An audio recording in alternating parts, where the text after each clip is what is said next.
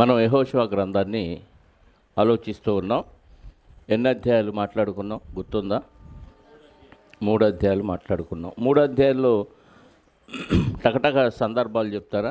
ఏమేమి విషయాలు మనం నేర్చుకున్నాం అనేది. మొదటి అధ్యాయంలో దేవుడు యెహోషువ గారితో మాట్లాడటం, మోషేకి సహాయం చేసినట్టు నేను నీకు సహాయం చేస్తాను అని మోషే గారి మరణం తర్వాత దేవుడు యెహోషువ గారితో మాట్లాడి బలపరిచిన సందర్భాన్ని మనం మొదటి అధ్యాయంలో 9వ వచనం వరకు చూసాం. అలాగే యోర్దాన్ను దాటాలని యెహోషువ గారు ఇశ్రాయేల్ నాయకులతో చెప్పటం, నాయకులు ప్రజలతో చెప్పిన మాటలు మనం 11, 12 వచనాల్లో ఆలోచించాం. ఆ తర్వాత యోర్దాన్ నది తూర్పు దిక్కున రూబేనీలు, అలాగే గాదీలు, అలాగే మనషే అర్ధగోత్రపు వారు మాకు ఇక్కడ స్వాస్థ్యం కావాలని మోషే గారితో కూడా చెప్పిన ఆ సందర్భాన్ని అక్కడ జ్ఞాపకం చేయటం, ఇదంతా మొదటి అధ్యాయంలో మనం ఆలోచించాం. అలాగే రెండవ అధ్యాయంలో యెహోషువ గారు 2 వేగుల వారిని యెరికోను చూసి రావడానికి పంపించటం, అక్కడ రాహాబ్ అనే వేశ్య వాళ్ళని కనుగొని దేవుని యొక్క విషయాలన్నీ ఆమె ఎంతోమంది ద్వారా విని వారిని చేర్చుకొని వారిని సైన్యం నుంచి కాపాడి దాచిపెట్టడం మనకు తెలుసు. అలాగే నేను మిమ్మల్ని కాపాడాను కాబట్టి నాకు మేలు చేయాలి, మీరు ఈ దేశానికి వచ్చినప్పుడు నా కుటుంబాన్ని, నా ఇంటి వారిని మీరు రక్షించాలని వాళ్ళతో ఒక నిబంధన చేయటం మనం 2వ అధ్యాయంలో చూసాం. వేగుల వారు తిరిగి యెహోషువ గారి దగ్గరికి రావటం, యెహోషువ గారికి జరిగిన విషయం అంతా తెలియజేయటం 2వ అధ్యాయం మనకు పూర్తవుతుంది. అలాగే 3వ అధ్యాయంలో యోర్దాన్ను దాటే విషయం గురించి మాట్లాడారు. అలాగే యోర్దాన్ను దాటిన తర్వాత నది మధ్యలో మార్గాన్ని యోర్దాన్ నది చీలిపోవటం, ఆ రోజు ఎర్ర సముద్రం ఎలాగైతే మోషే గారి నాయకత్వంలో చీలిందో ఈ వేళకు కూడా యెహోషువ గారి నాయకత్వంలో యోర్దాన్ నది 2 పాయలుగా చీలటం, ఆ నది దాటి వీళ్ళు యువతలకు రావటం మనకు తెలుసు. అయితే వచ్చిన తర్వాత యెహోషువ గారితో దేవుడు ఒక మాట చెప్తాడు. ఆ నది మధ్యలో నుంచి ఆ యాజకులు, మందసం మోస్తున్న యాజకులు ఎక్కడైతే నది మధ్యలో ఆగారో ఆ ప్రాంతంలో నుంచి 12 రాళ్లను 12 గోత్రకర్తలు తీసుకొని వచ్చి నిలవబెట్టాలి అనే మాట మనం ఇప్పుడు చదువుకోబోతున్నాం. 4వ అధ్యాయము 1వ వచనం నుండి చదువుదాం. జనులందరూ యోర్దాన్ను దాటుట తొడముట్టిన తరువాత యెహోవా యెహోషువతో ఇలాగు సెలవిచ్చెను, ప్రతి గోత్రమునకు ఒక్కొక్క మనుషుని చొప్పున 12 మనుషులను ఏర్పరచి యాజకుల కాళ్ళు నిలిచిన స్థలమున యోర్దాను నడుమ నుండి 12 రాళ్లను తీసి వాటిని యువతలకు తెచ్చి మీరు ఈ రాత్రి బస చేయు చోట వాటిని నిలువబెట్టుడని వారికి ఆజ్ఞాపించుము. యోర్దాను దాటిన తర్వాత దాటే సమయంలో యాజకులు సగం దాకా వచ్చి యోర్దాను నదిలో అక్కడ నిలిచిపోయారు. వాళ్ళు అక్కడ నిలిచిపోయినప్పుడు వాళ్ళని దాటుకొని మిగతా ప్రజలందరూ యోర్దాను దాటేశారు. వాళ్ళందరూ దాటిన తర్వాత యాజకులు మళ్ళా ఆ మందసాన్ని మోసే యాజకులు యోర్దాను దాటారు. ఇప్పుడు ఎక్కడైతే నది మధ్యలో వీళ్ళు నిలబడ్డారో యాజకులు, ఆ మందసం మోస్తున్న యాజకులు, వాళ్ళు నిలబడ్డ ఆ ప్రాంతంలో ఇశ్రాయేల్ 12 గోత్రాల్లో ఒక్కొక్క గోత్రానికి ఒక్కొక్క వ్యక్తి వెళ్ళి ఒక రాయి తీసుకొచ్చి అక్కడ నిలబెట్టాలి అని యెహోషువ గారు ఆదేశించినట్టుగా మనకు కనపడుతుంది. 4వ వచనం, కావున యెహోషువ ఇశ్రాయేల్లో సిద్ధపరిచిన 12 మనుషులను అనగా ప్రతి గోత్రమునకు ఒక్కొక్క మనుషుని పిలిపించి వారితో ఇట్లా నేను యోర్దాను నడుమ నున్న మీ దేవుడైన యెహోవా మందసమును ఎదుట దాటిపోయి ఇశ్రాయేలు గోత్రముల లెక్క చొప్పున ప్రతివాడును ఒక్కొక్క రాతిని తన భుజం మీద పెట్టుకొని తేవలను. ఇక మీదట మీ కుమారులు ఈ రాళ్ళెందుకని అడుగునప్పుడు మీరు యెహోవా మందసమును ఎదుట యోర్దాను నీళ్లు ఏకరాశిగా ఆపబడను, అది యోర్దాను దాటుచుండగా యోర్దాను నీళ్లు ఆపబడను గనుక ఈ రాళ్ళు చిరకాలం వరకు ఇశ్రాయేలుకు జ్ఞాపకార్థముగా ఉండునని వారితో చెప్పవలెను, అది మీకు ఆనవాలై ఉండును. అర్థమైందా? ఎందుకు ఈ రాళ్ళు తెచ్చి అక్కడ పెట్టమన్నాడు అని యెహోషువ గారిని అడిగితే దేవుడు ఒక కారణాన్ని చెప్పాడు. అక్కడ ఏంటి ఆ కారణం అంటే, భవిష్యత్తులో మీ పిల్లలు ఏంటి రాళ్ళు ఇక్కడ ఒకదాని మీద ఒకటి 12 రాళ్ళు పేర్చారు. రాళ్ళు అనగానే మనం ఏదో గులకరాళ్ళు అనుకుంటే పొరపాటు. పెద్ద పెద్ద రాళ్ళు, ఒక్కొక్క గోత్రానికి ఒక వ్యక్తి భుజాన పెట్టుకొని ఆ రాయి మోసుకురావాలి. అంటే నది మధ్యలో అంత పెద్ద పెద్ద రాళ్ళు ఉన్నాయన్నమాట. ఆ రాళ్ళను తీసుకొచ్చి ఒకదాని మీద ఒకటి పేరిస్తే అవి తర్వాత తరాల వాళ్ళ వరకు కూడా నిలబడే రాళ్ళు అనమాట. అంత పకడ్బందీగా వాళ్ళు ఒక గోడలాగా ఆ రాళ్ళను నిర్మించారు అని మనం అర్థం చేసుకోవాలి. ఎందుకంటే భవిష్యత్తులో తర్వాత తరాల వాళ్ళు ఎందుకు ఈ రాళ్ళు అని అడిగినప్పుడు, ఆ రాళ్ళు ఇదిగో మేము యోర్దాను దాటుతున్నప్పుడు మా దేవుడు యోర్దాన్ నదిని ఇలా చీల్చేసి ఆరిన్నేల మీద మమ్మల్ని నడిపించాడు అని భావితరాల వాళ్ళకి చెప్పటానికి ఈ రాళ్ళు ఇలా ఉండాలి అని అది మీకు ఆనవాలయుండును అన్నాడు. 8వ వచనం. అందుకే దీన్ని చేయవలను, యెహోషువ ఆజ్ఞాపించినట్లు ఇశ్రాయేలు చేసిరి. యెహోవా యెహోషువతో చెప్పినట్టు వారు ఇశ్రాయేళ్ల గోత్రముల లెక్క చొప్పున యోర్దాను నడుమ నుండి 12 రాళ్లను తీసి తాము బస చేసిన చోటికి తెచ్చి అక్కడ నిలవబెట్టిరి. అప్పుడు యెహోషువ నిబంధన మందసమును మోయు యాజకుల కాళ్ళు యోర్దాను నడుమ నిలిచిన చోట 12 రాళ్లను నిలువబెట్టించను. నేటి వరకు అవి అక్కడ ఉన్నవి. ఈ వచనం 9వ వచనం మనం చదివితే యోర్దాన్ నదిలో యాజకులు ఎక్కడైతే నిలవబడ్డారో అక్కడే నిలవబెట్టినట్టుగా ఉంది కదా. కానీ అక్కడ కాదు నిలవబెట్టించిన, అక్కడి నుంచి రాళ్ళు తీసుకొచ్చారు. తీసుకొచ్చి ఏ ప్రాంతంలో నిలవబెట్టారో మనం చదువుదాం. 10వ వచనం. ప్రజలతో చెప్పవలని యెహోవా యెహోషువకు ఆజ్ఞాపించినదంతయు అనగా మోషే యెహోషువకు ఆజ్ఞాపించినదంతయు నెరవేరు వరకు యాజకులు మందసమును మోయుచు యోర్దాను నడుమ నిలుచుండగా జనులు త్వరపడి దాటిరి. ఇది అంటే వాళ్ళు నది మధ్యలోనే నిలబడ్డారు. వాళ్ళు అలా నిలబడినప్పుడు జనులందరూ దాటుకుంటూ వచ్చారు. వాళ్ళల్లో జనులందరూ దాటిన తర్వాత వారు చూస్తుండగా యెహోవా మందసం మోయి యాజకులు దాటిరి. అంటే లాస్ట్లో దాటింది ఎవరు? యాజకులు. మరియు ఇశ్రాయేలీయులు చూచుచుండగా రూబేనీలు, గాదీలు, మనష్షే అర్ధగోత్రపు వారును మోషే వారితో చెప్పినట్లు యుద్ధ సన్నద్ధులై దాటిరి. వీళ్ళు ముగ్గురికి యోర్దాను తూర్పు దిక్కున అంటే యువతలే స్వాస్థ్యం ఆల్రెడీ మోషే గారు శాంక్షన్ చేశాడు. వాళ్ళు కూడా వీళ్ళతో పాటు రావాలి. ఎందుకు? వీళ్ళు మిగతా రాజ్యాలన్నింటినీ జయించే వరకు అందులో యుద్ధం చేయగలిగిన వాళ్ళందరూ ఇశ్రాయేల్ మిగతా గోత్రాల వాళ్ళతో పాటు రావాలి. కాబట్టి వాళ్ళు కూడా యుద్ధ సన్నద్ధులై ఆ యోర్దాను దాటిరి. సేనలో ఇంచుమించు 40,000 మంది యుద్ధ సన్నద్ధులై యుద్ధము చేయుటకు యెహోవా సన్నిధిని యెరికో మైదానమునకు, అంటే ఈ రూబేనీలు, గాదీలు, మనష్షే అర్ధగోత్రపు వారిలో వచ్చిన వారు ఎంతమంది అంట? ఇంచుమించు 40,000 మంది యుద్ధ సన్నద్ధులై యుద్ధమును చేయుటకు యెహోవా సన్నిధిని యెరికో మైదానముకు దాటి వచ్చిరి. ఆ దినమున యెహోవా ఇశ్రాయేలందరి ఎదుట యెహోషువను గొప్ప చేశాను గనుక వారు మోషేను గౌరవించినట్లు అతని బ్రతుకు దినములన్నిటను అతన్ని గౌరవించిరి. ఆ రోజు దేవుడు మోషే గారిని అంతకుముందు ఎలాగైతే గొప్ప చేశారో ఇప్పుడు యెహోషువ గారి నాయకత్వంలో ఇశ్రాయేలీయుల ఎదుట యెహోషువ గారిని కూడా దేవుడు గొప్ప చేశాడు. అంటే దేవుని మాటను తూచా తప్పకుండా వింటే జనుల మధ్య ఒక వ్యక్తిని దేవుడే గొప్ప చేస్తాడు. నా అంతటి నేను గొప్ప అవ్వాలి అనుకుంటే అణిచివేయబడతాం. అక్కడ దేవుడే గొప్ప చేసినట్టుగా మనకు కనపడుతుంది. 15వ వచనం. యెహోవా సాక్ష్యపు మందసమును మోయి యాజకులు యోర్దానులో నుంచి యువతలకి రండని ఆజ్ఞాపించమని యెహోషువతో సెలవీయగా, అంటే దేవుడే యెహోషువతో చెప్పాడు యాజకుల్ని ఒడ్డుకొచ్చేయమను అని సెలవీయగా, యెహోషువ యోర్దానులో నుండి ఎక్కి రండని ఆ యాజకులకు ఆజ్ఞాపించాను. యెహోవా నిబంధన మందసమును మోయు యాజకులు యోర్దాను నడుమ నుండి ఎక్కి వచ్చినప్పుడు ఆ యాజకుల అరకాళ్ళు పొడి నేలను నిలువగానే యోర్దాను నీళ్లు వాటి చోటికి ఎప్పటి వలె మరలి దాని గట్లన్నిటి మీద పొర్లి పారెను. యాజకులు అలా ఒడ్డుకొచ్చారో లేదో మొత్తం మళ్ళీ కలిసిపోయి నది గట్లు దాటి ప్రవహిస్తున్నట్టుగా మనకి ఇక్కడ కనపడుతుంది. 19వ వచనం. మొదటి నెల 10వ తేదీన జనులు యోర్దానులో నుండి ఎక్కి వచ్చి యెరికో తూర్పు ప్రాంతమందలి గిల్గాలులో దిగగా, యోర్దాన్ దాటి వీళ్ళు వచ్చిన ప్రదేశం ఏంటి అంటే యెరికో పట్టణానికి ఈ యోర్దాన్ నదికి మధ్యలో ఉన్నారు. ఆ ప్రాంతం పేరు గిల్గాలు.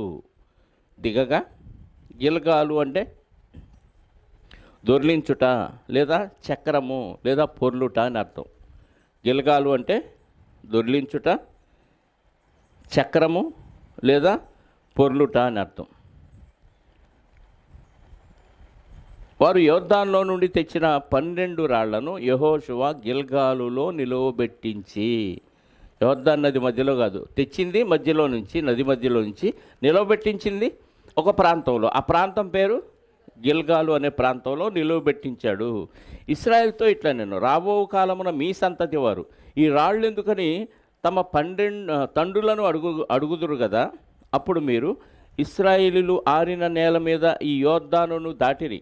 ఎట్లనగా యెహోవా బాహువు బలమైనదని భూనివాసులందరూ తెలుసుకొనుటకును, మీరు ఎల్లప్పుడూ మీ దేవుడైన యెహోవా యందు భయభక్తులు నిలుపుటకును, మేము దాటు వరకు మీ దేవుడైన యెహోవా తానే మా ఎదుట ఎర్ర సముద్రమును ఎండ చేసినట్లు మీరు దాటు వరకు మీ దేవుడైన మీ ఎదుట యోర్దాను నీళ్లను ఎండ చేసినని చెప్పి ఈ సంగతి వారికి తెలియపరచవలను. అంటే మీ పిల్లలు అడుగుతారు, అప్పుడు మోషే గారి ఆధ్వర్యంలో ఎర్ర సముద్రం ఎలా ఎండిపోజేశాడో దేవుడు, ఇప్పుడు కూడా మీ దేవుడైన యెహోవా ఈ యోర్దాను నదిని ఎండ చేశాడని మీ పిల్లలకు చెప్పాలి భవిష్యత్తులో అని యెహోషువ గారికి దేవుడు చెప్తే, దేవుడు ఆ ప్రజలకి తెలియచేశాడు.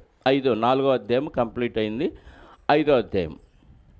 వారు దాటుచుండగా ఇశ్రాయేలు ఎదుట నుండి యెహోవా యోర్దాను నీళ్లను ఎండ చేసిన సంగతి యోర్దాను పడమటి దిక్కుననున్న అమోరీల రాజులందరూ, సముద్రమునొద్దనున్న కనానీల రాజులందరూ వినినప్పుడు వారి గుండెలు చెదరిపోయెను. వీడు మామూలు కాదు, ఆజానుబాహులు. చెప్పానుగా, 7 జాతుల వారు ఎలాంటి వాళ్ళు అంటే వాళ్ళ ముందు మేము మిడతల్లాగా ఉన్నామన్నారు కదా. అంటే అంత ఆజానుబాహులు. వీళ్ళ దేవుడు ఎంత గొప్పోడో అన్న విషయం అర్థమైపోయింది. ఆ రోజేమో ఎర్ర సముద్రం దాటి వచ్చారంట. ఇప్పుడు మన కళ్ళ ముందే మన యోర్దాను నది, అది గట్లన్నీ పొర్లిపారే నది, వీళ్ళు రాగానే నది దారిచ్చింది. వీళ్ళు గొప్పోళ్ళని కాదు వాళ్ళు భయపడింది. ఎందుకు? వీళ్ళ దేవుడు ఎంత గొప్పోడు, నదినే చీల్చి ఆరిన్నేళ్ళగా మార్చి వీళ్ళని దాటనిచ్చాడంటే చాలా గొప్పోళ్ళు అని వాళ్ళందరూ భయపడ్డారంట. ఎక్కడున్న జనాంగం ఇది? యోర్దానుకు పడమటనున్న అమోరీల రాజులందరూ, సముద్రమునొద్దనున్న కనానీల రాజులందరూ వినినప్పుడు వారి గుండెలు చెదరిపోయెను. ఇశ్రాయేలు భయము చేత వారికి ధైర్యమేమీ లేకపోయెను. ఆ సమయమున యెహోవా రాతికత్తులు చేయించుకొని మరలా ఇశ్రాయేలుకు సున్నతి చేయించుమని యెహోషువకు ఆజ్ఞాపింపగా, యెహోషువ రాతికత్తులు చేయించుకొని సున్నతిగిరి అను స్థలము దగ్గర ఇశ్రాయేలుకు సున్నతి చేయించను. ఒక ప్లేస్కి వచ్చారు, గిల్గాలు.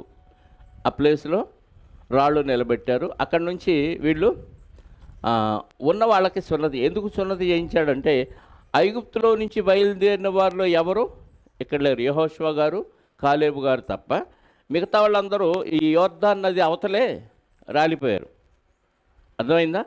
6 లక్షల కాల్బలంలో 5,99,998 మంది అరణ్యంలో రాలిపోయారు. 2 మాత్రమే అక్కడి నుంచి బయలుదేరిన వాళ్ళు కనాను దేశంలో ప్రవేశించారు. కాబట్టి ఈ అరణ్యంలో 40 సంవత్సరాల ప్రయాణంలో వారికి పుట్టిన సంతానం కొత్త జనాంగం. వాళ్ళకు సున్నతి జరగలేదు. అరణ్య ప్రయాణంలో ఉన్నారు కాబట్టి ఈ 40 ఇయర్స్ వాళ్ళకి సున్నతి చేయలేదు. కాబట్టి ఇప్పుడు కనాను దేశంలో ప్రవేశించి దాన్ని ఆక్రమించుకోవాలంటే వీళ్ళు ముందుగా దేవుని జనాంగం అవ్వాలి. అంటే సున్నతి లేనివాడు అన్యజనుడుగా కొట్టివేయబడతాడని దేవుడు అబ్రహాము గారితోనే నిబంధన చేశాడు. కాబట్టి సున్నతి అనే ఒక కార్యక్రమాన్ని ఇశ్రాయేలులో ఉన్న పురుషులందరికీ చేయటం, రాతికత్తులు చేయించి వాళ్ళకి ఆ సమయంలో సున్నతి చేయించాడు. ఆ సున్నతి చేసిన ఆ స్థలములో ఉన్న ఒక పర్వతాన్ని సున్నతిగిరి అని పేరు పెట్టారు. అంతకుముందు ఆ పర్వతానికి సున్నతిగిరి అనే పేరు లేదు. అక్కడ సున్నతి చేశారు కాబట్టి దానికి సున్నతిగిరి అనే పేరు రావటం జరిగింది. 4వ వచనం. యెహోషువ సున్నతి చేయించుటకు హేతు ఏమనగా, అదే రీజన్ చెప్తున్నాడు. ఐగుప్తులో నుంచి బయలుదేరి వచ్చిన వారందరిలో యుద్ధ సన్నద్ధులైన పురుషులందరూ ఐగుప్తు మార్గమున అరణ్యములో చనిపోయిరి. బయలుదేరిన పురుషులందరూ సున్నతి పొందినవారే కానీ ఐగుప్తులో నుంచి బయలుదేరిన తరువాత అరణ్య మార్గమందు పుట్టిన వారిలో ఎవరునూ సున్నతి పొంది ఉండలేదు. యెహోవా మనకు ఏ దేశమును ఇచ్చేదనని వారి పితరులతో ప్రమాణము చేసెనో పాలు తేనెలు ప్రవహించు ఆ దేశమును తాను వారికి చూపింపనని యెహోవా ప్రమాణము చేసి ఉండెను గనుక ఐగుప్తులో నుండి వచ్చిన ఆ యోధులందరూ యెహోవా మాట వినకపోయినందున వారు నశించు వరకు ఇశ్రాయేలీయులు 40 సంవత్సరములు అరణ్యములో సంచరించుచు వచ్చిరి. దేవుడు కోపం రప్పిస్తున్నాడు, దేవుడు ఇంకా అక్కడే ఉంచుతున్నాడు. అంటే దేవుడికి కోపం తెప్పకుండా ఆజ్ఞలు పాటిస్తే 40 డేస్లో వెళ్ళిపోవచ్చు. కానీ దేవుని కోపానికి బలైపోయి వీళ్ళు 40 సంవత్సరాలు అక్కడక్కడే తిప్పాడు, అక్కడే చంపేశాడు.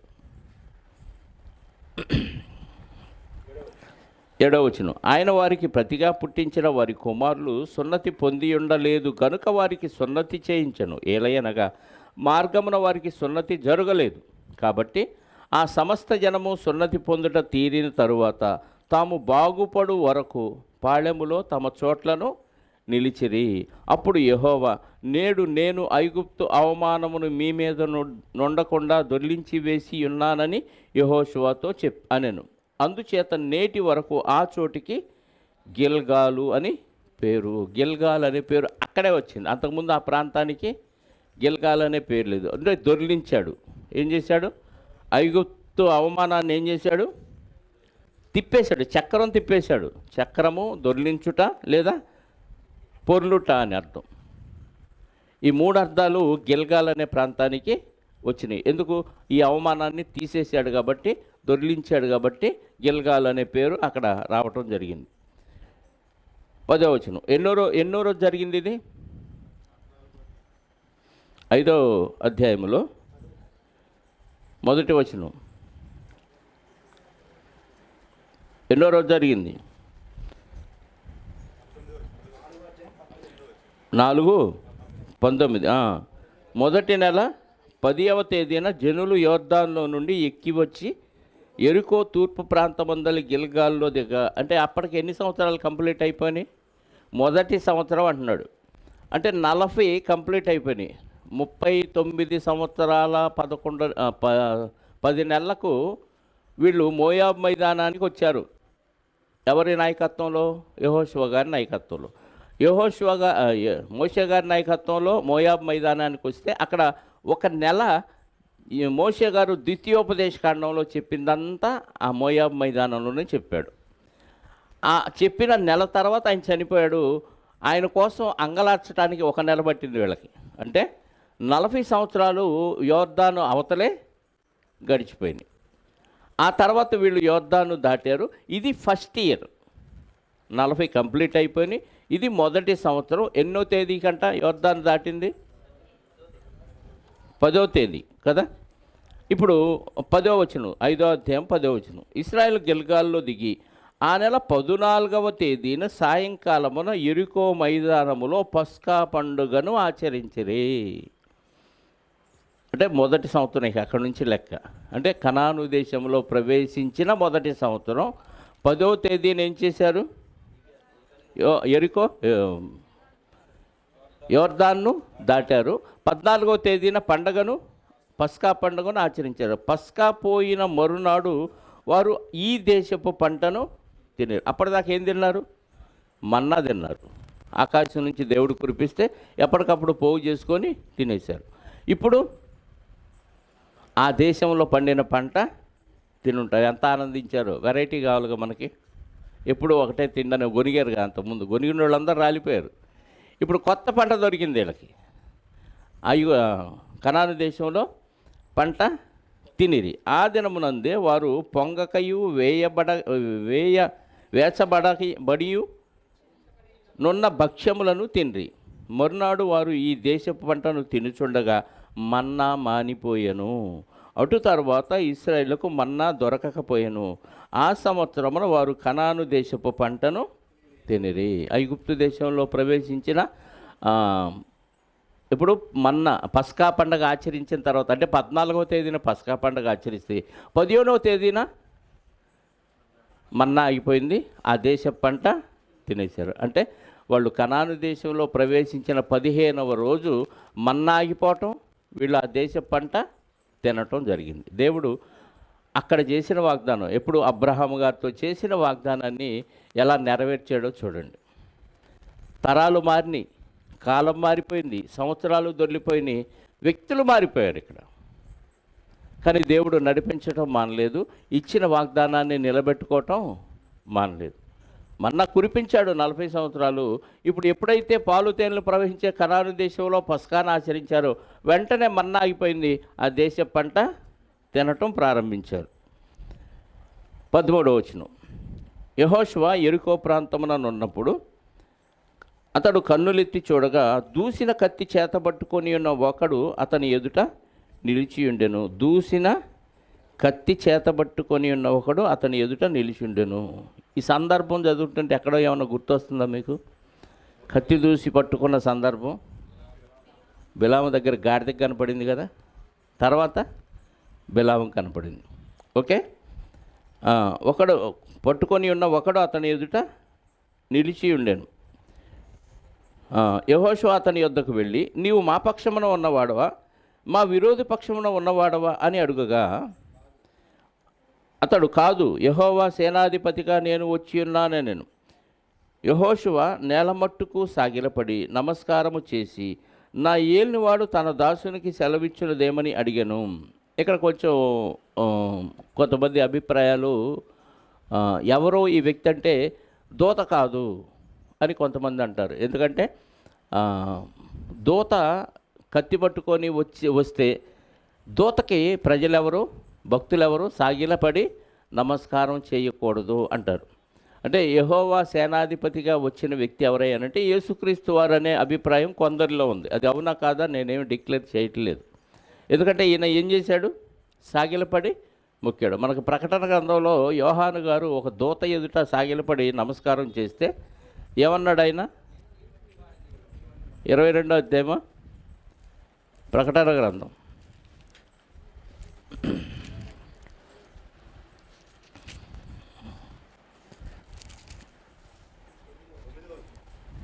22వ అధ్యాయం ప్రకటన గ్రంథం 8వ వచనం చదువుదాం. యోహాను నేను ఈ సంగతులు వినినవాడను చూచినవాడను. నేను విని చూచినప్పుడు వాటిని నాకు చూపుచున్న దూత పాదములు ఎదుట నమస్కారము చేయుటకు సాగిలపడగా అతడు, వద్దు సుమి, నేను నీతోనూ ప్రవక్తలైన నీ సహోదరులతోనూ ఈ గ్రంథమందున్న ప్రవచన వాక్యములను గైకొను వారితోనూ సహదాసులను దేవునికే నమస్కారము చేయమని చెప్పాను. ఇక్కడ యెహోషువ గారు ఏం చేశారు? 14వ వచనంలో, కాదు, యెహోవా సేనాధిపతిగా నేను వచ్చి ఉన్నానెను. యెహోషువ నేలమట్టుకు సాగిలపడి నమస్కారం చేసి, నా ఏలినవాడు తన దాసునికి సెలవిచ్చినదేమని అడిగాను.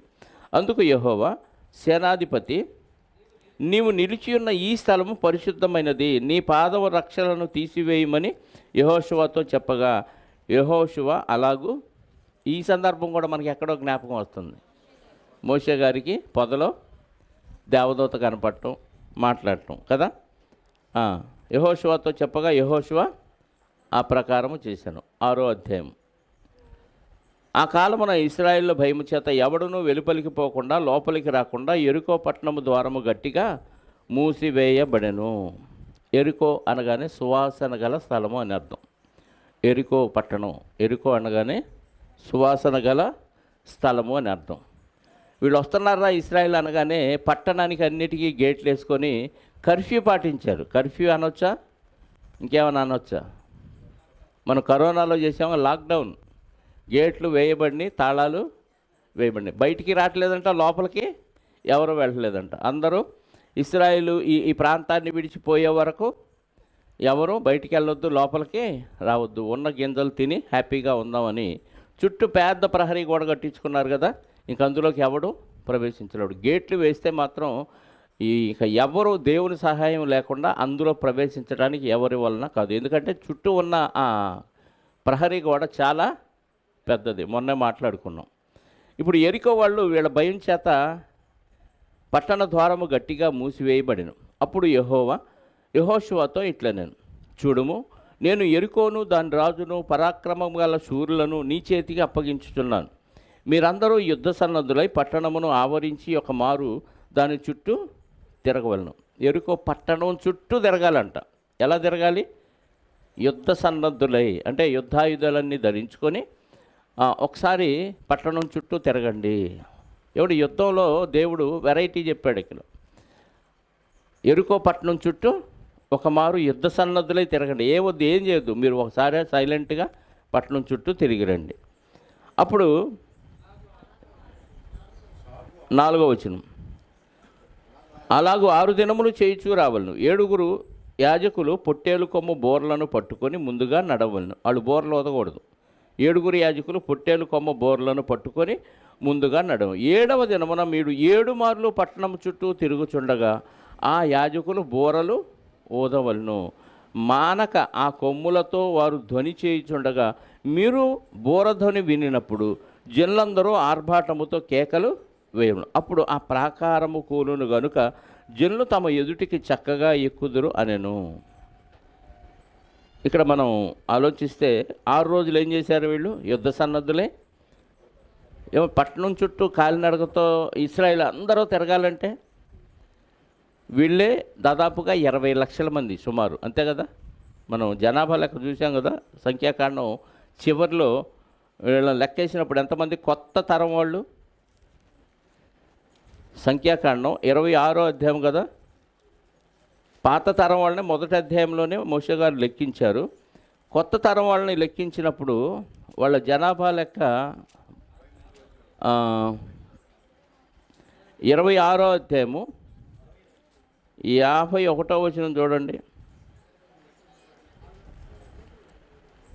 ఇశ్రాయేలులో లెక్కింపబడిన వీరు 6,10,730 మంది. వీళ్ళు యుద్ధం చేయటానికి ఉన్న కాల్బలం అంటే బలాజ్యులైన యువకులు.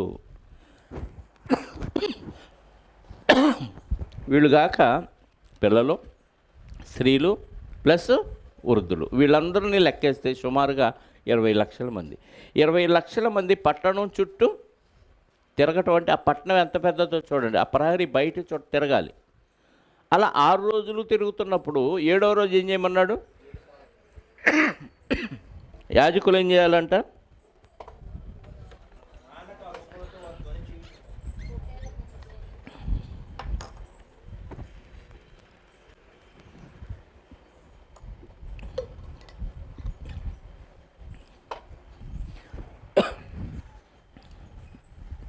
ఎన్నో వచనం? 7వ దినమున మీరు 7 మార్లు పట్టణము చుట్టూ తిరుగుచుండగా ఆ యాజకులు బోర్లను ఊదవలెను. మానక ఆ కొమ్ములతో ధ్వని చేయుచుండగా మీరు బోర్ల ధ్వని విన్నప్పుడు జనులందరూ ఆర్భాటముగా కేకలు వేయును. అప్పుడు ఆ పట్టణము ప్రాకారము కూలును గనుక జనులు తమ ఎదుటికి చక్కగా ఎక్కుదురు అనెను. నూను కుమారుడైన యెహోషువ యాజకులను పిలిపించి, మీరు నిబంధన మందసమును ఎత్తుకొని మోయుడి. 7 యాజకులు యెహోవా మందసమునకు ముందుగా పొట్టేలు కొమ్ము బోర్లను 7 పట్టుకొని నడవలనని వారితో చెప్పెను. మరియు అతడు, మీరు సాగి పట్టణమును చుట్టుకొనుడనియు యోధులు యెహోవా మందసమును ముందుగా నడవలననియు ప్రజలతో చెప్పెను. 8వ వచనం, యెహోషువ ప్రజలకు ఆజ్ఞాపించిన తరువాత 7 యాజకులు పొట్టేలు కొమ్ము బోర్లను 7 యెహోవా సన్నిధిని పట్టుకొని సాగుచు ఆ బోర్లను ఊదుచుండగా యెహోవా నిబంధన మందసమును వారి వెంట నడిచెను. యోధులు బోరలను ఊదుచున్న యాజకులకు ముందుగా నడిచిరి. దండు వెనుకటి భాగమును ముందర మందసము వెంబడి వచ్చెను. యాజకులు వెడుచు బోర్లను ఊదుచుండిరి. మరియు యెహోషువ, మీరు కేకలు వేయుడని నేను మీతో చెప్పు దినము వరకు మీరు కేకలు వేయవద్దు, మీ కంఠధ్వని వినబడనీయవద్దు, మీ నోట నుండి ఏ ధ్వనియు రావలదు. నేను చెప్పునప్పుడే మీరు కేకలు వేయవలనని జనులకు ఆజ్ఞాపించను. పట్టణం చుట్టూ 6 రోజులు ఎలా తిరగాలి? సైలెంట్గా. అంటే ఒకరితో ఒకరు పక్కన మాట్లాడుకునే పని కూడా లేదా? పట్టణం చుట్టూ తిరిగి వచ్చేటప్పుడు దేవుడు పెట్టే పరీక్ష ఇది. మౌనంగా ఉండాల్సిన సమయంలో మౌనంగా ఉండాలి, మాట్లాడాల్సిన సమయంలో మాట్లాడాలి. ఇక్కడ వాక్యం చెబుతుంటే పక్క పక్కన వాళ్ళు మాట్లాడుకుంటారు మనం కదా, చాలా సందర్భాలు చూసాం కదా. అది చాలాసార్లు నేను హెచ్చరించాను కూడా కదా. ఆ రెఫరెన్స్ కోసం ఏదైనా సరే మాట్లాడకూడదు, వినాల్సినప్పుడు వినాలి, మాట్లాడాల్సినప్పుడు మాట్లాడమని ఎవరినన్నా ముందు పిలిచామనుకో మళ్ళీ అప్పుడు వణుకుతారు కదా. 6 రోజులు ఆ పట్టణం చుట్టూ అందరూ దాదాపుగా 20 లక్షల మంది సైలెంట్ వాకింగ్. కష్టమా ఈజీ అన్న మనకి చెప్పండి. గంట సేపు సైలెంట్గా నువ్వు అలా తిరుగుతూ ఉండు వీధుల్లో అంటే మనకి ఎలా అనిపించింది? ఏదో గుర్తొచ్చింది, ఏదో చెప్పాలని పక్కనోడిని గిలుతాం, నువ్వు సైగన్నా చేస్తాం, ఆడికి అర్థంగా ఏంటి అంటాడు, నోరు జారినట్టే. కానీ 6 రోజులు మీరు ఎవ్వరూ శబ్దం బయటికి రాకుండా 6 రోజులు పట్టణం చుట్టూ తిరగాలంటే ఎంత కష్టమో చూడండి. దేవుడు ఏది చెబితే అది చేసినోడే భక్తుడు. ఇప్పుడు 6 రోజుల్లో ఎవరైనా ఒక్కళ్ళ మాట్లాడినా మొత్తం ఫెయిల్ అయ్యి, మీకు అర్థమవుతుందా? ఆ రోజుల్లో ఒక్కడు తప్పు చేస్తే ఇశ్రాయేలుకి శిక్ష వేసేవాడు దేవుడు. ఇప్పుడు 20 లక్షల మంది పట్టణం చుట్టూ తిరుగుతున్నప్పుడు ఏ ఒక్కరు మాట్లాడినా, మరి పిల్లలు వృద్ధులు ముసలోళ్ళు తిరిగారు లేదో మనకు తెలియదు, కానీ ఈ యోధులు మాత్రం తిరిగినట్టుగా మనకు అక్కడ ఉంది. అట్లా లెక్కేసుకున్న 6 లక్షల ఇందా చదివాం కదా, 1730 350 26వ అధ్యాయం చదివాం కదా ఇందాక. 6,10,730 మంది. 6,10,700 అంటే 1,730 మంది. 6 లక్షల మీద 1,730 మంది సైలెంట్గా తిరగాలి. ఈ 6,17,30 మందిలో ఒక్కడ మాట్లాడినా ఆపరేషన్ ఫెయిల్, మళ్ళీ 6 రోజులు తిరగని అంటాడు. కానీ వాళ్ళు 6 రోజులు ఖచ్చితంగా పిండ్ ఆఫ్ సైలెంట్తో చక్కగా తిరిగారంటే ఈ నూతన తరం వారు చాలా జాగ్రత్తగా దేవుని సన్నిధిలో ఉన్నారు, చాలా జాగ్రత్తగా దేవుని మాటను విన్నారు. కాబట్టే దేవుడు వాళ్ళకి ఈజీగా ఆ కోట గోడని పడగొట్టాడు. 7వ దినాన ఏం చేశాడంట? ఎన్నో వచనంలో ఉన్నాం. అట్లు యెహోవా మందసము ఆ పట్టణము చుట్టుకొని ఒకమారు దాని చుట్టూ తిరిగిన తరువాత వారు పాళెములో చొచ్చి రాత్రి పాళెములో గడిపారు. ఒకరోజు తిరిగి రావటం, రాత్రి హ్యాపీగా పాళెంలో నిద్రపోవటం. ఉదయమున యెహోవా లేవగా యాజకులు యెహోవా మందసముని ఎత్తుకొని మోసిరి. 7 యాజకులు పొట్టేళ్ళు కొమ్ములు బోరలను 7 పట్టుకొని నిలువక యెహోవా మందసమునకు ముందుగా నడుచుచు బోరలు ఊదుచూ వచ్చిరి. యోధులు వారికి ముందుగా నడిచిరి. దండు వెనుకటి భాగము యెహోవా మందసము వెంబడి వచ్చాను. యాజకులు వెళ్ళుచు బోరలు ఊదుచూ వచ్చిరి. అట్లు 2వ దినమున వారొకమారు పట్టణం చుట్టూ తిరిగి పాళెమునకు మరలా వచ్చిరి. 6 దినములు వారు అలాగూ చేయుచు వచ్చిరి. అంటే ఈ బోర్ల ఊదే వాళ్ళ శబ్దం తప్ప ఇంకా మనుషుల్లో ఎవరి శబ్దం వినపడకూడదు. 6 రోజులు అంతేనా? 14. అట్లు 2వ దినమున వారొకమారు పట్టణము చుట్టూ తిరిగి పాళెమునకు మరలా వచ్చిరి. 6 దినములు వారు అలాగూ చేయించు వచ్చిరి. 7వ దినమున వారు ఉదయమున చీకటితోనే లేచి, ఎందుకంటే 7 సార్లు తిరగాలిగా, చీకటితోనే లేచి 7 మార్లు ఆ ప్రకారముగానే పట్టణము చుట్టూ తిరిగిరి. ఆ దినమున మాత్రమే వారు 7 మార్లు పట్టణము చుట్టూ తిరిగి, 6 రోజులేమో ఒక్కసారి తిరిగారు. 7వ రోజు మాత్రం 7 సార్లు పట్టణం చుట్టూ తిరిగి 7వ మారు యాజకులు బోరలు ఊదగా యెహోషువ జనులకు ఇలాగూ ఆజ్ఞ ఇచ్చెను, కేకలు వేయుడి, యెహోవా ఈ పట్టణమును మీకు అప్పగించుచున్నాడు. ఈ పట్టణమును దీనిలో ఉన్నది యావత్తును యెహోవా వలన శపింపబడెను. రాహాబను వేశ్య మనము పంపిన దూతలను దాచిపెట్టెను గనుక ఆమెయు తన ఇంట ఉన్న వారందరూ మాత్రమే బ్రతుకుదురు. ఇప్పుడు ఒక ప్రశ్న రావాలి మీ అందరికీ. మా సహోదరులు మొన్న కారులో వెళ్తుంటే వేశారు. వీళ్ళు 7వ రోజు తిరుగుతున్నప్పుడు పట్టణం కోట కూడా ఏమైంది? కూలిపోయింది. ఇప్పుడు రాహాబ్ అనే వేసి నివాసం ఎక్కడ ఉంది? మరి ఆ వేసి కొంప కూడా కూలిపోవాలి కదా, అవునా కాదా? అంటే కోట కూడా మొత్తం కోల్లేదు. యోధులు ఎక్కడైతే ఏ స్పాట్లో ఉండి కేకలు వేశారో అంతవరకు మాత్రమే ఎందుకంటే ఆ పట్టణంలో ప్రవేశించడానికి ద్వారాన్ని మూసేశారు కాబట్టి వీళ్ళందరూ ప్రవేశించడానికి కావలసిన ఏర్పాటే దేవుడు చేసి ఉంటాడు. లేకపోతే రాహబని వేసి ఉన్న ఆ ప్రాంతం కూడా కూలితే వీళ్ళు కాపాడటానికి అవకాశం ఉండేది కాదు. అది మనం ఒకటి గమనించాలి. దేవుడు ఏం చెప్పాడు? ఈ పట్టణాన్ని శపితమైంది, దీంట్లో మీరు ఏది తీసుకోవద్దని చెప్పాడు. 18వ వచనం, శపింపబడిన దానిలో కొంచెమైనను మీరు తీసుకున్న ఎడ్ల మీరు శాపగ్రస్తులై ఇశ్రాయేలు పాళెమునకు శాపము తెప్పించి దానికి బాధ కలుగజేయుదురు గనుక శపింపబడిన దాన్ని మీరు ముట్టకూడదు. వెండియు బంగారు ఇత్తడి పాత్రలు ఇనుప పాత్రలను యెహోవాకు ప్రతిష్ఠితములగును, వాటిని యెహోవా ధనాగారములో ఉంచవలను. అంటే వాళ్ళ దగ్గర దొరికే వెండి పాత్రలు, బంగారు పాత్రలు, ఇత్తడి పాత్రలు, ఇనుప పాత్రలు ఇవేమన్నా ఉంటే తీసుకొచ్చి యెహోవా ధనాగారంలో పెట్టేయండి. దానికి కావలసిన మెటీరియల్ మొత్తం దేవుడి సన్నిధిలో పెట్టాలి.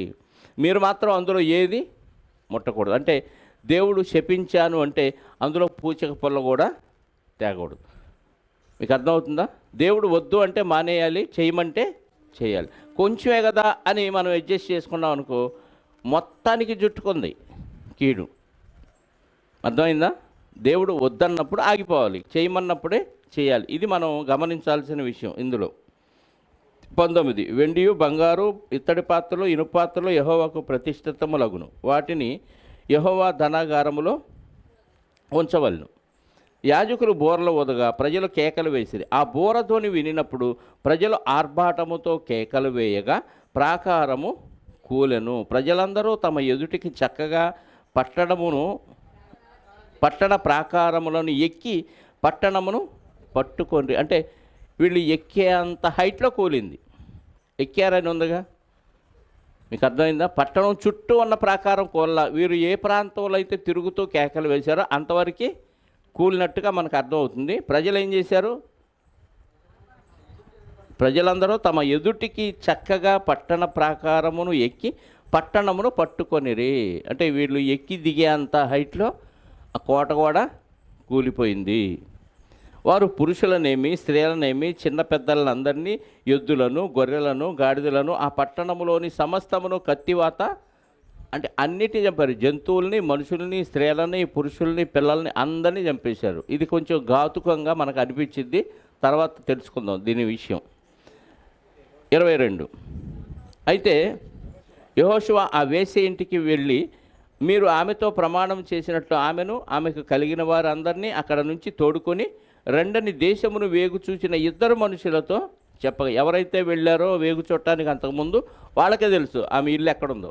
కాబట్టి వాళ్ళిద్దరిని మీరు యుద్ధం చేయొద్దు, మీరు వెళ్ళి ఆ వేశ్యని కాపాడండి అని చెప్పి వాళ్ళిద్దరిని పంపించారు. ఆమె ఇంటి వారిని అందరినీ కలిగిన వారిని అందరినీ వెలుపలికి తోడుకొని వచ్చిరి.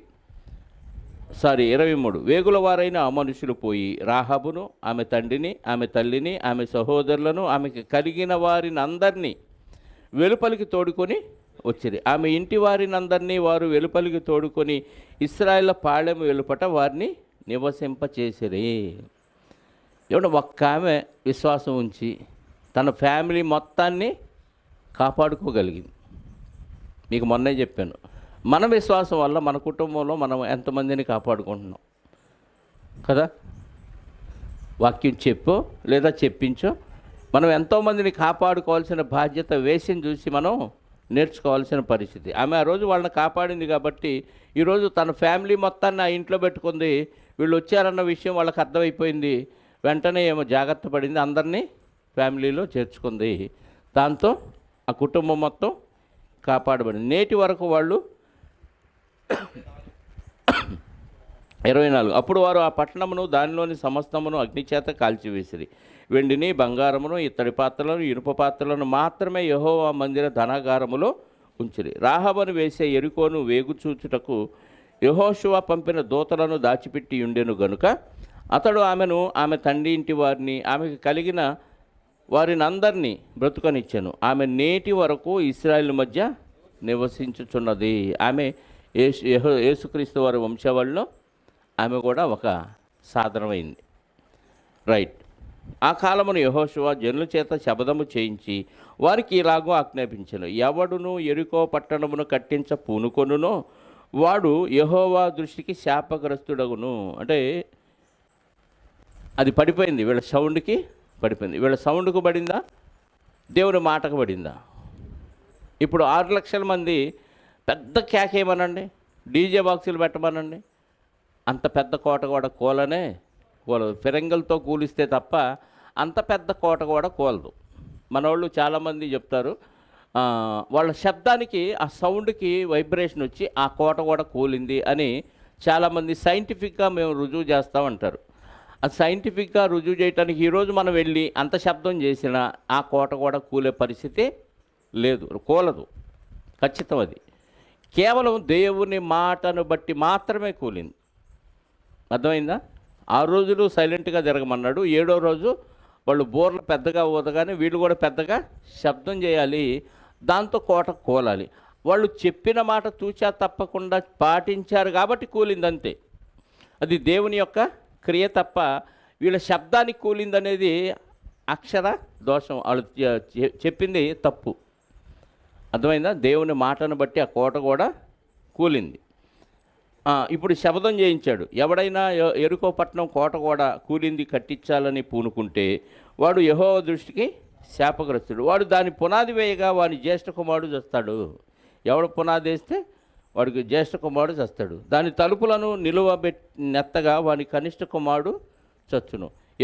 యెహోషువకు తోడై ఉండెను గనుక అతని కీర్తి దేశమందంతటను వ్యాపించను. చాలా 7వ అధ్యాయం కొంచెం పెద్దగా ఉంటుంది, వచ్చే వారం మాట్లాడుకుందాం.